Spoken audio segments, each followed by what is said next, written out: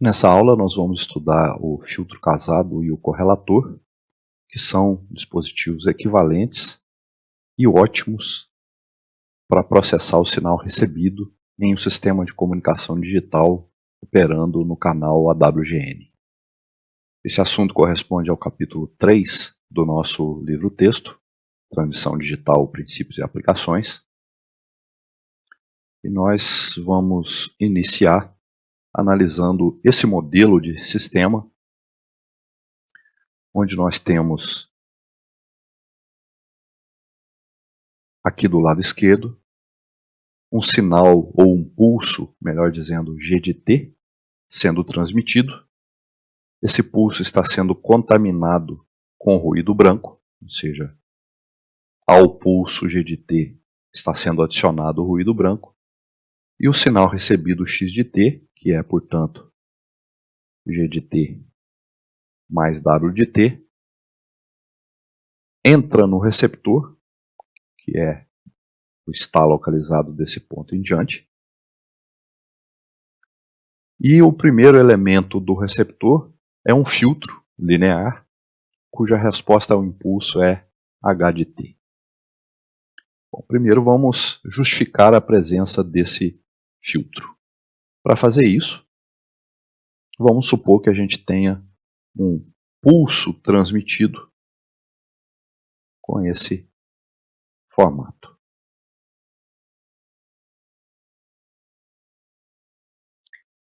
Ao ser contaminado com ruído branco, na saída desse somador a gente vai ter então o pulso contaminado.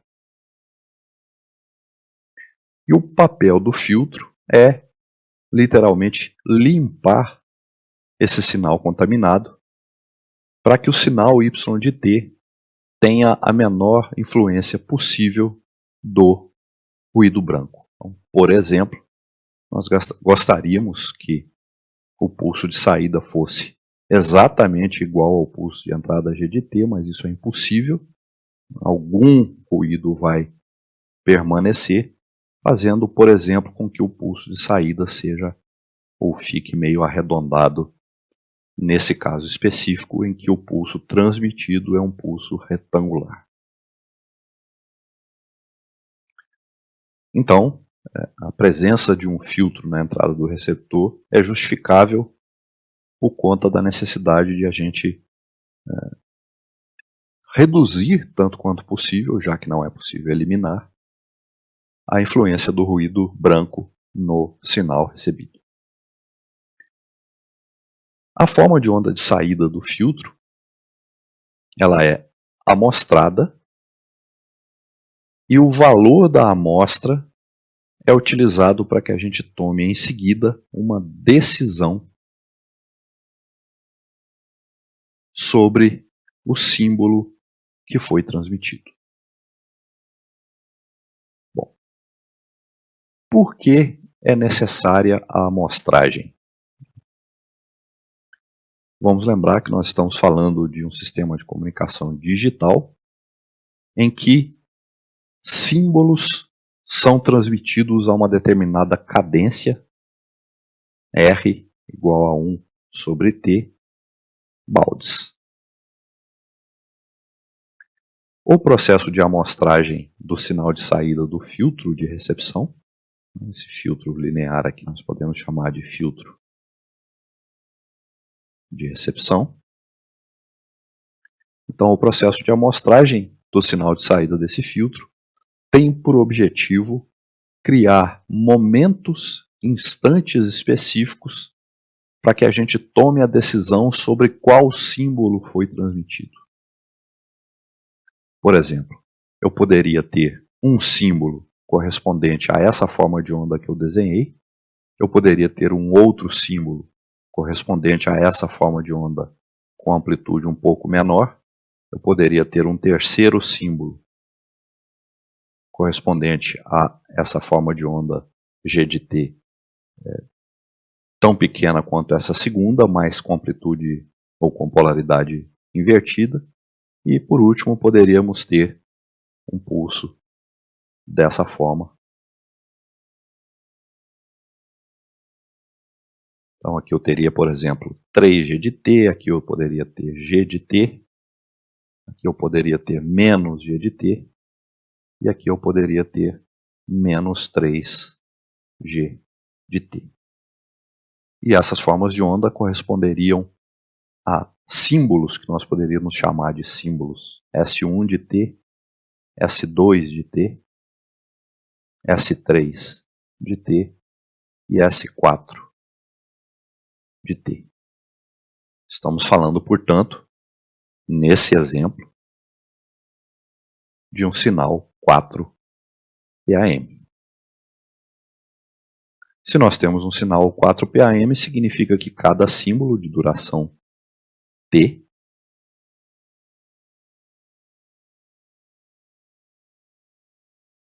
representa, simboliza 2 bits. Por exemplo, vamos supor que esse primeiro símbolo represente os bits 00, esse segundo símbolo os bits 01, o terceiro os bits 1 e 0 e o quarto os bits 1 e 1. Então, quando eu transmito qualquer um desses símbolos e o sinal recebido contaminado com ruído branco passa pelo filtro, eu vou colher uma amostra na saída do filtro para decidir sobre qual símbolo foi provavelmente transmitido naquele momento. A cada T segundos, T maiúsculo segundos, eu colho uma nova amostra para decidir sobre o próximo símbolo que estará chegando no receptor. Então a necessidade da amostragem aqui é para que a gente crie momentos específicos, instantes específicos, para que a gente decida sobre cada um dos símbolos que está sendo recebido. Como eu tenho uma contaminação dos símbolos pelo ruído branco, essa amostra, ao passar pelo dispositivo de decisão, pode levar a um erro de decisão. Por exemplo, vamos supor que eu esteja transmitindo num determinado momento o símbolo S1 de T, que significa que eu estaria transmitindo nesse momento os bits 00, e a decisão aqui pode ser tomada pelo símbolo S2 de T, ou seja, eu posso decidir pelos bits 0 e 1, portanto eu vou estar cometendo um erro de decisão. E esse erro de decisão estaria sendo causado pela influência do ruído branco. Muito bem. Esse processo de amostragem, ele é sempre um processo de amostragem com retenção.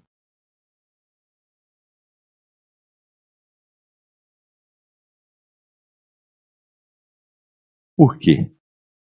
Porque esse dispositivo de decisão precisa que a decisão seja mantida durante todo o intervalo do símbolo recebido. Em outras palavras, vamos supor que a forma de onda de saída do filtro de recepção seja essa que eu desenhei aqui, correspondente ao primeiro símbolo transmitido. Então, num determinado momento, que a gente vai entender daqui a pouco, que é justamente no final do intervalo T, eu vou colher uma amostra dessa forma de onda e vou reter o valor dessa amostra até que o próximo pulso seja amostrado. Vamos supor que o próximo pulso seja referente à forma de onda S3 de T, que é negativa, então vamos supor que eu tenho um sinal recebido, por exemplo, assim. Então, no instante 2T, eu vou colher uma nova amostra, cujo valor seria, por exemplo, esse. Então, eu tenho 0, depois uma amostra de valor correspondente a esse ponto marcado com X. Eu vou reter essa amostra até a próxima. A próxima tem um valor correspondente a esse marcado com X. Eu vou reter essa amostra até a próxima. E essas amostras com retenção, nesse caso Só para ficar mais claro aqui, o sinal amostrado com retenção nesse exemplo que eu dei ficaria parecido com algo assim.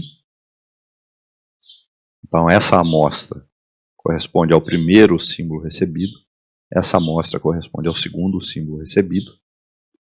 E como eu tenho 4 símbolos com 4 amplitudes diferentes, o dispositivo de decisão seria simplesmente um comparador que iria comparar o valor da amostra com 3 limiares de decisão. Então eu poderia ter, por exemplo, a seguinte situação.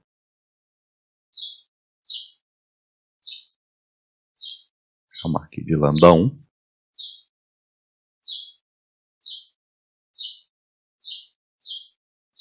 Lambda 2.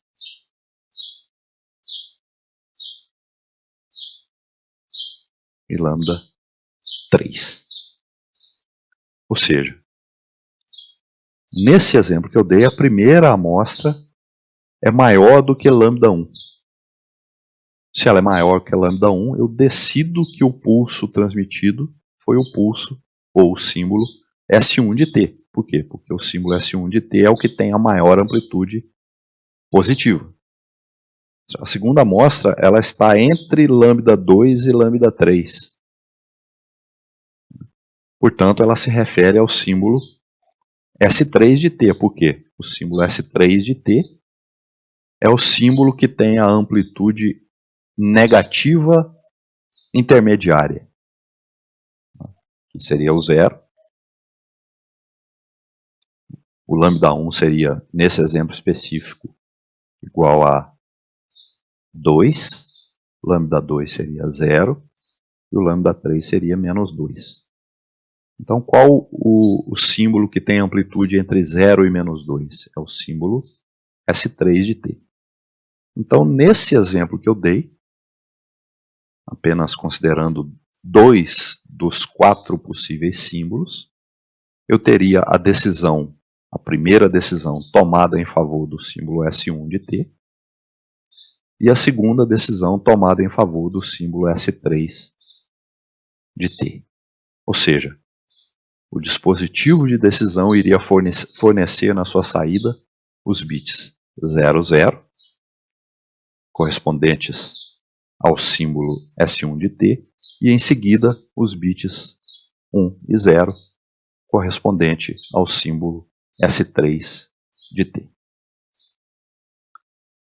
Então, com isso a gente consegue entender que o processo de amostragem realizado aqui na saída do filtro de recepção é um processo exclusivamente destinado à criação de amostras com retenção que vão ser em seguida comparadas com limiares de decisão, para que em seguida eu decida sobre qual símbolo possivelmente foi transmitido. Essa amostragem realizada na saída do filtro de recepção não tem absolutamente nada a ver com o processo de amostragem que nós estudamos para digitalização de um sinal. Aqui nós não temos o objetivo de fazer nenhuma digitalização. Nós estamos amostrando, nós estamos colhendo a amostra do sinal de saída do filtro de recepção apenas para criar momentos específicos de decisão a cada T maiúsculo segundos, a cada símbolo recebido. Quem é o filtro, ou como é o filtro cuja resposta é H de T? Como eu projeto esse filtro com resposta H de T? Esse filtro, existe uma dedução que eu coloco uma referência aí no nosso livro texto para que vocês verifiquem essa dedução caso queiram. A resposta ao impulso desse filtro, ela é uma constante K vezes G de T maiúsculo menos T minúsculo. Lembrando que G de T é o formato do pulso transmitido. Portanto, nós estamos percebendo que a resposta ao impulso do filtro de recepção, ela depende do formato do pulso transmitido. E por essa razão, esse filtro de recepção ele é chamado de filtro casado. Por que casado? Porque a sua resposta ao impulso está casada, depende de, é determinada em função do formato de pulso recebido G de T. E a determinação dessa resposta ao impulso é feita dessa maneira que eu coloquei aí, ou seja, é uma constante, K qualquer diferente de zero, obviamente, vezes G de T maiúsculo menos T minúsculo. Como eu determino essa resposta ao impulso do filtro casado? Vamos analisar um exemplo dado aí na figura 3.2. Vamos supor que o formato do pulso de transmissão seja esse. Vou fazer esse formato de pulso aqui no nosso quadro negro, para que a gente entenda um pouco melhor esse dimensionamento ou esse projeto do filtro casado. Vamos supor que eu tenha um sistema de comunicação em que o pulso transmitido seja mais G de T, quando eu estiver transmitindo um bit 1, e menos G de T, quando eu estiver transmitindo um bit 0. Então vamos supor uma sequência aqui qualquer de pulsos. Mais G de T, mais G de T, mais G de T, e aqui menos G de T. Então esse aqui seria o nosso sinal transmitido. Esse sinal transmitido vai passar pelo canal AWGN, que é o canal que adiciona o ruído branco W de T ao sinal. Vamos lembrar, ruído branco, ele tem uma forma de onda, por exemplo, assim. E o sinal recebido vai passar pelo nosso filtro de recepção, que agora nós sabemos que se chama filtro casado.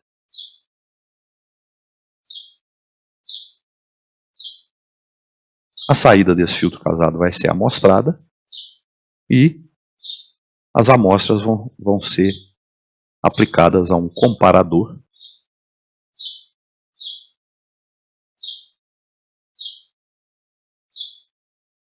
cujo limiar de comparação nós vamos chamar de lambda.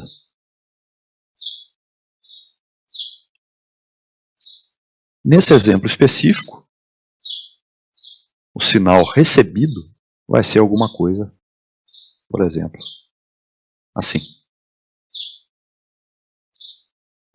Ao adicionarmos o ruído branco ao sinal transmitido, então esse vai ser o sinal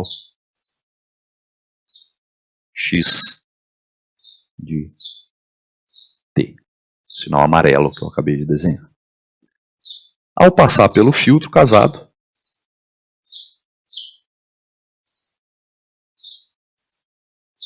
o sinal vai ser, digamos,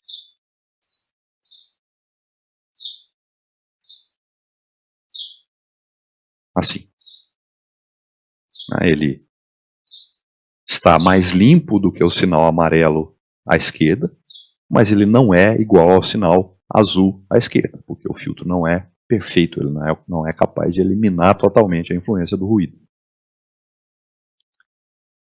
Deixa eu redesenhar essa forma de onda.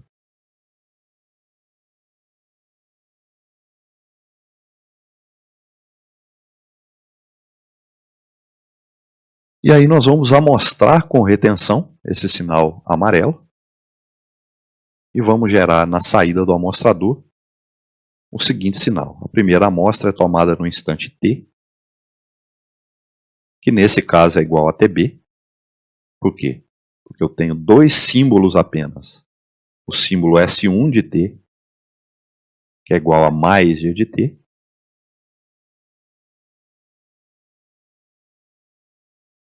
e o símbolo S2 de t, que é igual a menos g de t. Ou seja, isso aqui corresponde ao que nós temos chamado de sinalização antipodal. Nesse caso específico, essa sinalização antipodal, ela corresponde a um sinal NRZ bipolar ou, equivalentemente, a um sinal 2-PAM.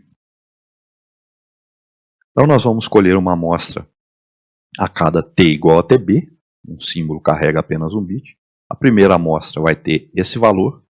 Eu vou reter o valor dessa amostra até que a próxima seja tomada no instante 2t ou 2tb. E o valor dessa amostra é esse. Então eu vou tomar o valor da amostra e vou reter o valor dessa amostra até a próxima, que vai ter no instante 3tb esse valor, que vai ser retido até a próxima, que nesse instante 4tb vai ter esse valor, aqui quase igual ao anterior. Então as amostras com retenção vão ter esses valores que eu acabei de desenhar. O que eu vou fazer com essas amostras? Eu vou comparar com o limiar de decisão, que nesse caso é 0. Qual vai ser o resultado? Então vamos lá, essa amostra em branco, ou essas amostras em branco, estão na saída do amostrador, que, como eu disse, é um amostrador com retenção, cuja sigla em inglês é SH. Sample, amostra, and hold.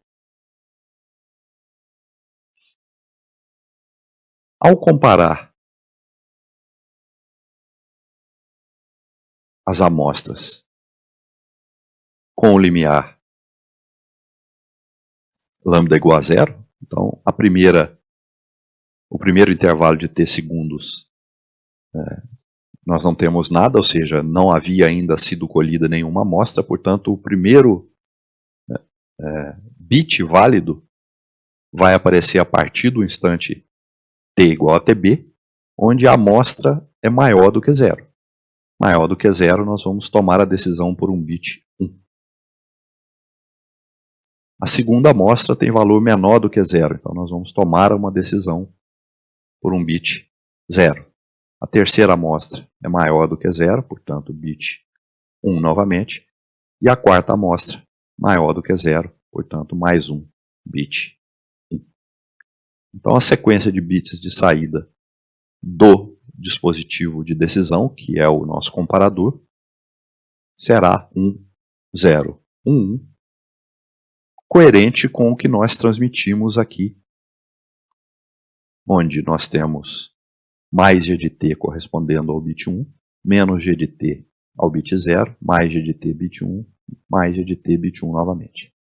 Então, nesse exemplo específico, o sistema não estaria produzindo nenhum erro de decisão. Mas quem é o filtro casado? Qual é a resposta ao impulso H de t desse filtro casado? Nós vimos que H de t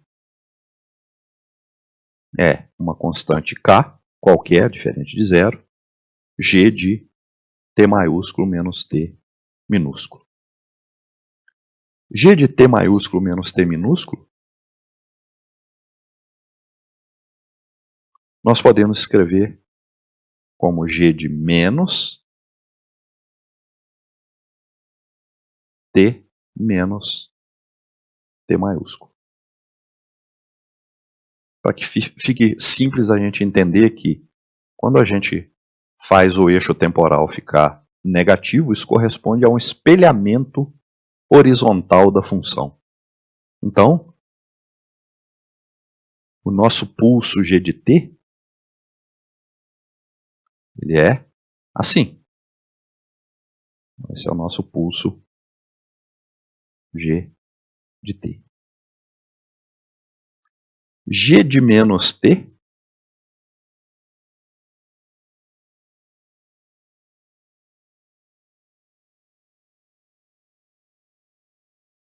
é, portanto, um pulso espelhado horizontalmente.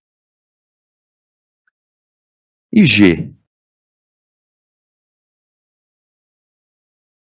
de menos T menos T maiúsculo é esse pulso espelhado deslocado de T maiúsculo para a direita. Portanto, assim.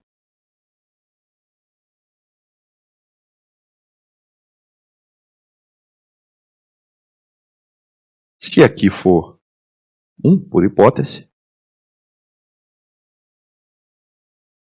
K vezes G de T maiúsculo menos T minúsculo, significa que esse pico aqui vai ter valor K. Então, a resposta ao impulso do nosso filtro casado será essa que eu acabei de desenhar. Então, ela tem um formato espelhado em relação ao formato de pulso e uma amplitude que é um fator de escala qualquer K. Maior do que zero, obviamente. Esse filtro casado, quando projetado dessa maneira, ele produz o seguinte resultado. O filtro casado maximiza a SNR, a relação sinal-ruído, no momento de decisão. Qual é a consequência disso? Minimizando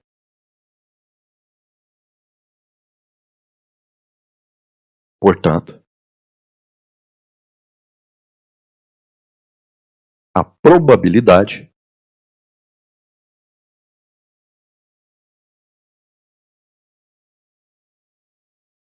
de erro de decisão.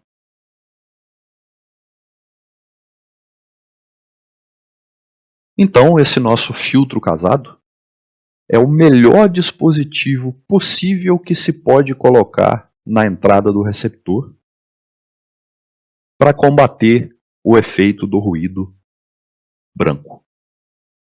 Ou seja, se o nosso sistema de comunicação vai funcionar em um canal AWGN, ou seja, um canal onde a única contaminação do sinal ocorre pela adição do ruído branco, o melhor dispositivo que nós podemos colocar na entrada do receptor é o filtro casado, cuja resposta ao impulso é dada por essa expressão.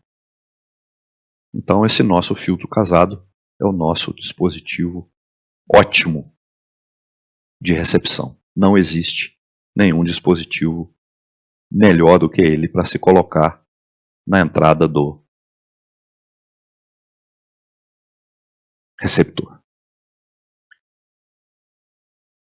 Então, nós acabamos de concluir que a resposta ao impulso do filtro de recepção é K vezes G de T menos, de T maiúsculo menos T minúsculo. Esse é o nosso filtro casado.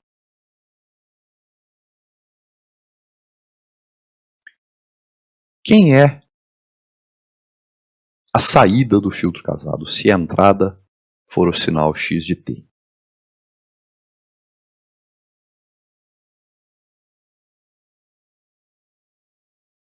A saída y de t é, como nós bem sabemos, a convolução da entrada com a resposta ao impulso.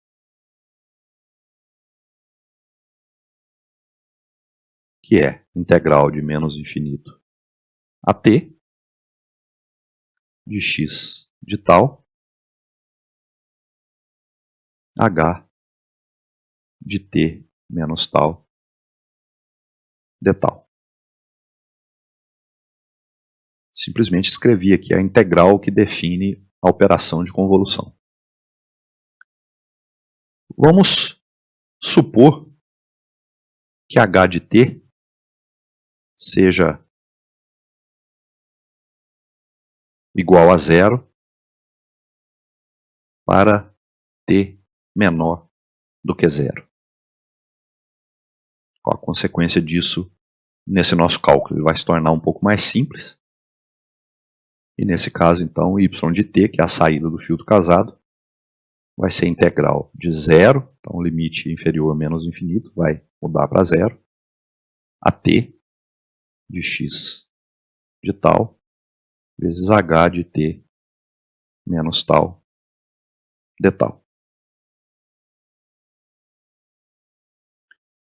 O que nós fazemos com a forma de onda de saída do filtro casado? Nós tomamos uma amostra após t maiúsculo segundos para decidir sobre o primeiro símbolo. Depois nós tomamos uma nova amostra depois de 2t maiúsculo segundos para decidir sobre o segundo símbolo. Uma nova amostra no instante 3t maiúsculo segundos para decidir sobre o terceiro símbolo e assim por diante.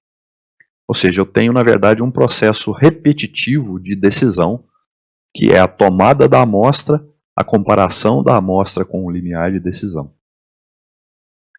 Então, basta analisar somente o primeiro símbolo para que a gente entenda como a decisão funciona. Tudo se repete para os demais símbolos.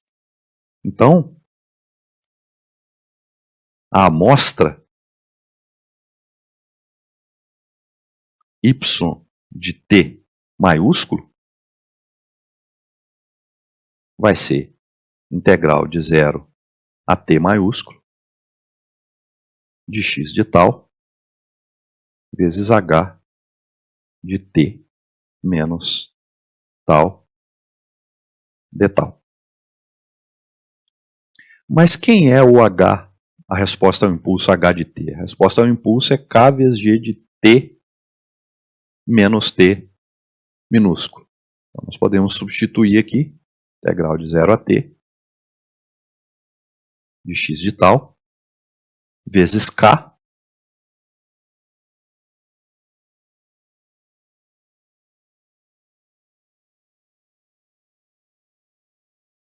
g de menos t menos t menos tal de tal. Um detalhe aqui que nós já substituímos daqui para cá, nós já substituímos o t minúsculo por t maiúsculo. Então, nós temos a seguinte situação. Y de t fica a integral de 0 a t de x de tal. Aqui eu tenho t maiúsculo menos t maiúsculo dá zero. Esse menos com esse menos dá mais. E eu fico aqui com k, né? Pode ficar fora da integral. E aqui fica g de tal de tal. Esse resultado é extremamente importante. Por quê? Ele está dizendo para a gente que o valor da amostra de saída do filtro casado é K, que é a constante que nós utilizamos aqui no projeto do filtro casado, vezes a integral do produto do sinal recebido pela forma de onda que representa o formato do pulso transmitido. Em blocos, significa que nós temos o sinal recebido x de t. Se eu multiplicar o sinal recebido x de t por g de t, vezes uma constante K maior que zero qualquer, e integrarmos o resultado de 0 a t, a amostra de saída no instante t maiúsculo é idêntica à amostra de saída do filtro casado. Ou seja, acabei não deixando espaço aqui para a gente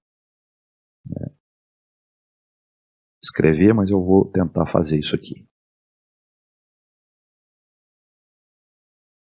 Então a forma de onda de saída do filtro casado é y de t, e a amostra de saída é y de t maiúsculo. Então o que eu estou querendo dizer? Que se nós substituirmos o filtro casado por esse dispositivo que é o integrador, ou melhor, um multiplicador seguido de um integrador, o valor da amostra de saída do filtro casado vai ser idêntico ao valor da amostra de saída desse novo dispositivo, que nós chamamos de correlator.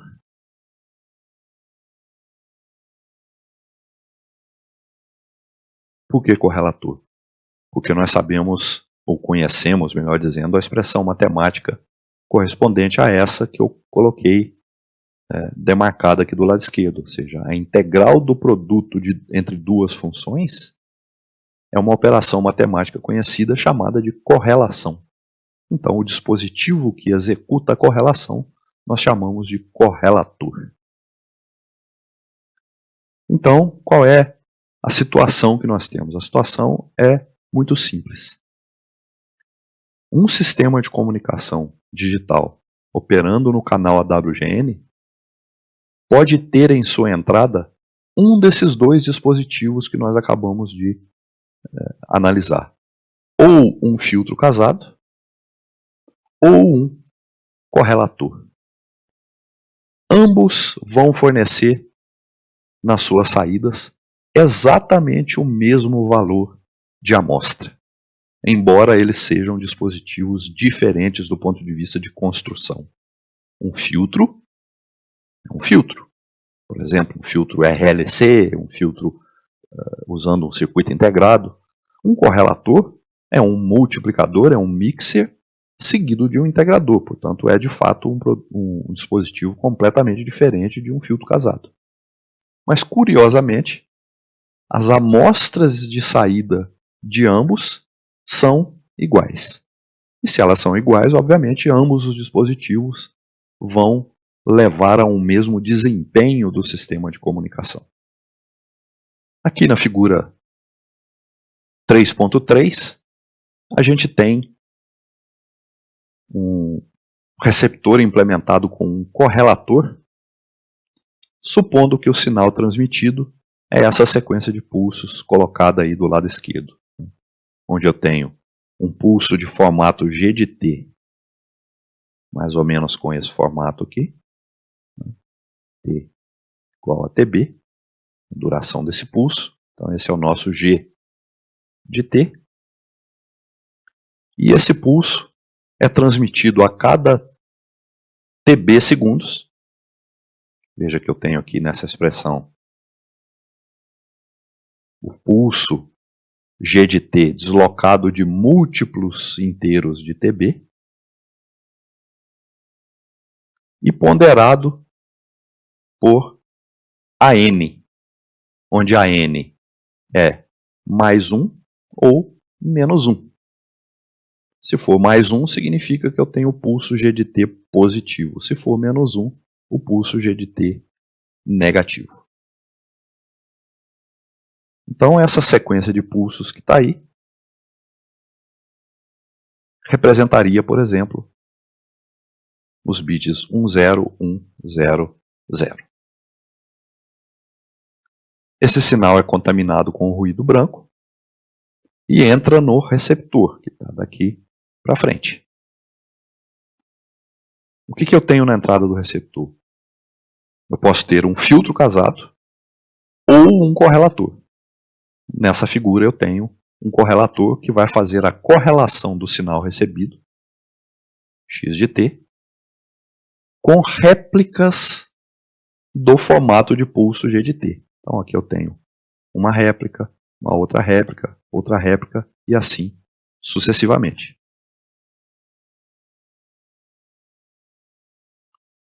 Veja como faz sentido essa correlação. Vamos supor que o ruído seja nulo apenas para a gente entender o conceito. Depois a gente adiciona o ruído para complementar o raciocínio. O primeiro símbolo recebido vai ser esse pulso. A correlação desse pulso com esse pulso, ela é máxima, porque os pulsos são iguais. Então eu tenho aqui uma correlação positiva. O segundo pulso é negativo. A correlação do segundo pulso com esse segundo pulso, ela também é máxima, só que ela é máxima negativa, porque eu tenho o pulso G de T invertido aqui. A correlação do pulso G de T, melhor, correlação do pulso menos G de T com o pulso G de T dá um valor negativo. Um pulso G de T positivo, com o terceiro pulso aqui, dá uma correlação positiva. O quarto pulso dá uma correlação negativa. E o quinto pulso, uma correlação negativa. Se não houver ruído, que é o que nós estamos admitindo nesse primeiro momento, essas correlações aqui, positiva, positiva, negativa, negativa, negativa, vão ser máximas. Mas devido à presença do ruído, essas correlações não vão ser máximas. Que é exatamente o que está sendo representado aí nessa forma de onda. Percebam que os valores das correlações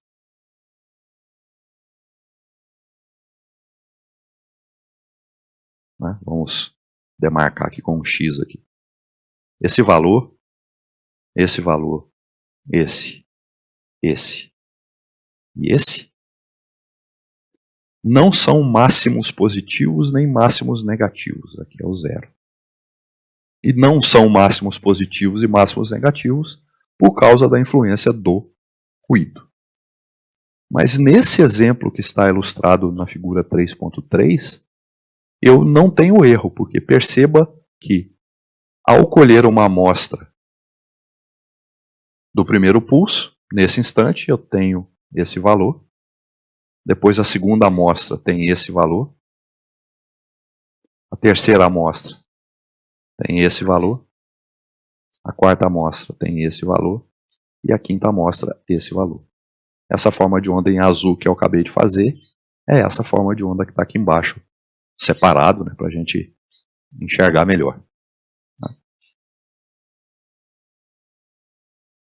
Então eu tenho 0, vou demarcar aqui o 0 para ficar mais fácil da gente ver o que está acontecendo. E aqui eu tenho essas amostras passando por um comparador.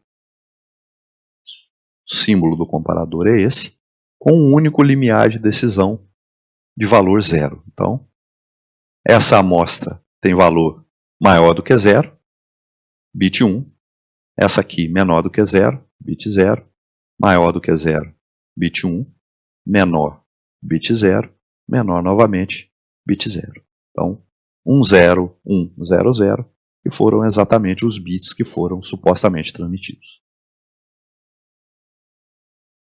Eu poderia ter um ruído tão forte a ponto de fazer com que, por exemplo, a terceira amostra, em vez de ser negativa, fosse positiva. E aí ela teria, por exemplo, esse valor, sendo, portanto, maior do que 0, e fazendo com que eu decidisse pelo quarto bit como bit 1, em vez de 0, errando na decisão. Então é assim que o ruído afeta o desempenho do sistema de comunicação digital. Ele pode fazer com que as amostras de saída do correlator ou do filtro casado tenham as suas polaridades invertidas em relação às polaridades dos pulsos transmitidos. E isso faz com que eu erre na decisão. Um detalhe que vale a pena comentar aqui é o seguinte. Esse dispositivo de amostragem, ele é um dispositivo especial no sentido de colher a amostra e reter o valor da amostra. Então ele é um dispositivo do tipo Sample and Hold. Amostra e retém. O correlator, ele contém um integrador também especial. Esse integrador é um integrador do tipo Integrate and Dump. O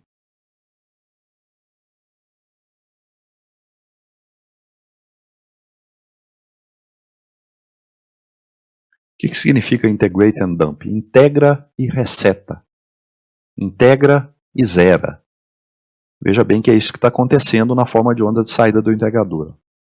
O primeiro intervalo de integração, de 0 a t, é esse intervalo aqui, ó, onde a forma de onda está crescendo, ou seja, eu estou tendo o efeito da integração de um pulso positivo, contaminado com ruído, por isso essas sujeirinhas aqui na forma de onda, mas eu integro e reseto o integrador. Por que eu reseto? Para que eu faça uma nova integração correspondente ao segundo pulso recebido. Então a integração do segundo pulso, como o segundo pulso é negativo, eu tenho uma integração e novamente um reset para integrar o terceiro pulso recebido e assim sucessivamente. Quarto.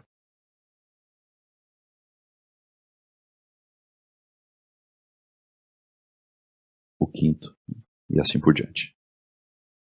Então, esse integrador ele é resetado a cada símbolo para que eu tome a decisão pelo próximo símbolo independente da decisão que foi tomada em relação ao símbolo anterior.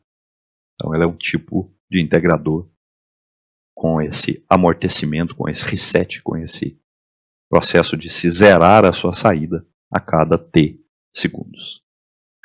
Aqui na figura 3.4, a gente tem um receptor também implementado com correlator, só que agora o sinal transmitido é esse, onde nitidamente o formato de pulso é agora retangular.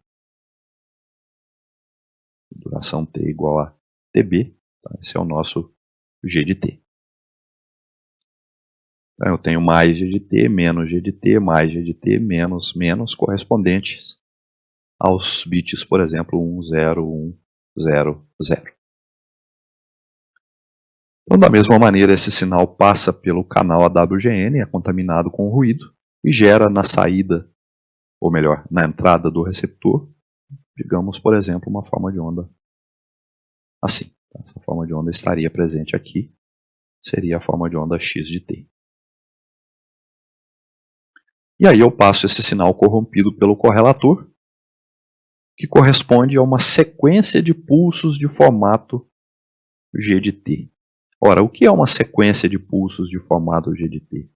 Nesse caso, g de t, depois novamente mais um g de t, novamente mais um g de t, e assim por diante, multiplicado por uma constante k qualquer. Ou seja, uma sequência de pulsos g de t retangulares dá, na verdade, uma constante. Por isso que eu disse aqui que os vários pulsos g de t deslocados de múltiplos de ntb, ou nt genericamente, nesse caso, levam a um valor constante. Então é equivalente a estar multiplicando aqui a forma de onda x de t por k. Então eu tenho uma forma de onda de entrada do correlator que no primeiro intervalo é positiva, né? Então eu tenho a integração indo no sentido positivo, que é o 0. O reset, depois um pulso negativo sendo recebido, então a integração leva a um valor negativo.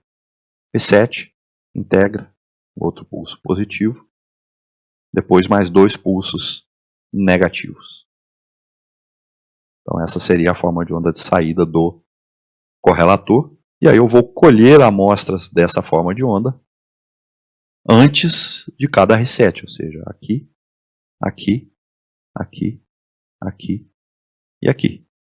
E vou ter como resultado essa forma de onda mostrada aqui do lado direito, que seria formada dessa maneira. Amostra, retém, amostra, retém, amostra, retém, amostra, retém, amostra, retém.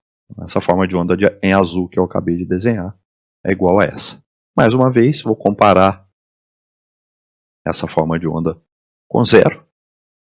Então, primeiro pulso positivo, bit 1, negativo, bit 0, positivo, bit 1, negativo, bit 0, negativo, bit 0. Que corresponderia, nesse exemplo, exatamente à sequência de bits transmitidos. Repetindo, o ruído poderia ter uma intensidade forte o suficiente para fazer com que, por exemplo, o terceiro pulso, em vez de levar a uma integral negativa, levaria a uma integral positiva. Então essa amostra seria positiva, por exemplo, ou por hipótese, fazendo que o terceiro, ou melhor, o quarto bit, em vez de ser decidido como 0, fosse decidido como 1, produzindo, portanto, um erro de decisão.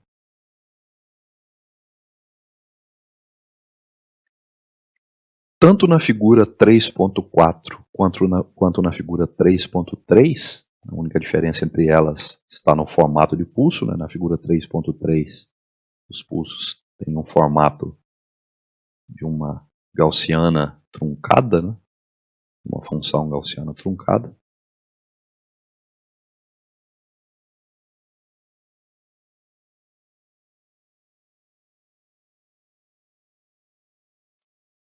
Independente do formato de pulso, se eu substituísse esse correlator por um filtro casado,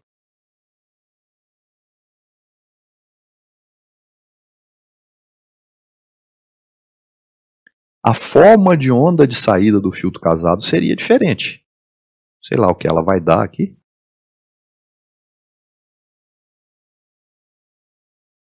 Tá? Então, essa seria a forma de onda de saída do filtro casado e essa aqui do correlator. São formas de onda diferentes. Por que são diferentes? Porque os dispositivos correlator e filtro casado são diferentes. No entanto, as amostras de ambas as formas de onda são idênticas. Perceba que de propósito eu fiz a forma de onda em azul aqui, coincidindo com a forma de onda preta nesses momentos que eu estou marcando aqui com X. Ou seja, essas amostras com retenção seriam exatamente dessa maneira se nós substituíssemos o filtro casado, ou melhor, o correlator que nós analisamos nessa figura, por um filtro casado. Então são dispositivos equivalentes, já que a forma de onda das amostras é a mesma nos dois casos, levando a um mesmo desempenho. Por último, um comentário adicional sobre o fator de escala K, que está presente na resposta ao impulso do filtro casado.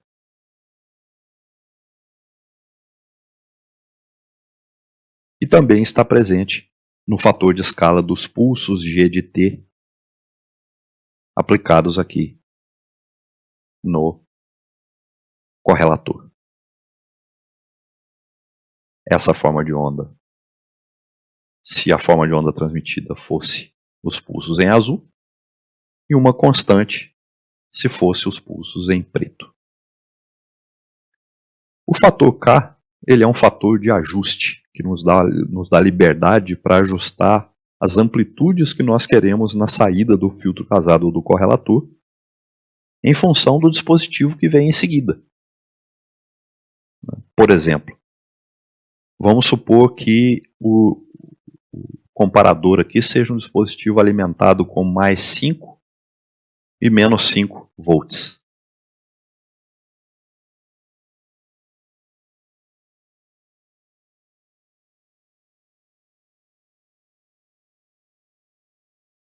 significa que seria interessante nós fazermos com que o sinal de entrada desse dispositivo excursionasse de mais 5 até menos 5. Essa forma de onda de mais 5 a menos 5. Como que eu poderia garantir isso? Fazendo com que o fator de escala K fosse tal que nós atingíssemos essas amplitudes. E nós podemos fazer isso sem nenhum problema, porque esse fator de escala não afeta o desempenho do sistema. Por que não afeta o desempenho? Percebam que o fator de escala está após a adição do ruído. Portanto, ele afeta tanto a intensidade do sinal quanto a intensidade do ruído, fazendo com que a relação sinal-ruído na saída do dispositivo, seja ele o correlator ou o filtro casado, não se altere. Se a relação sinal-ruído não se alterar, eu não tenho desempenhos diferentes. Mais ainda, eu poderia ter um filtro casado com K igual a 10, por exemplo, e um correlator com K igual a 5. Por quê? De novo, pela mesma razão, o fator de escala K afeta tanto o sinal quanto o ruído. Portanto, a relação sinal-ruído não se altera, e, portanto, o desempenho desses sistemas seria o mesmo que utilizassem fatores de escala distintos.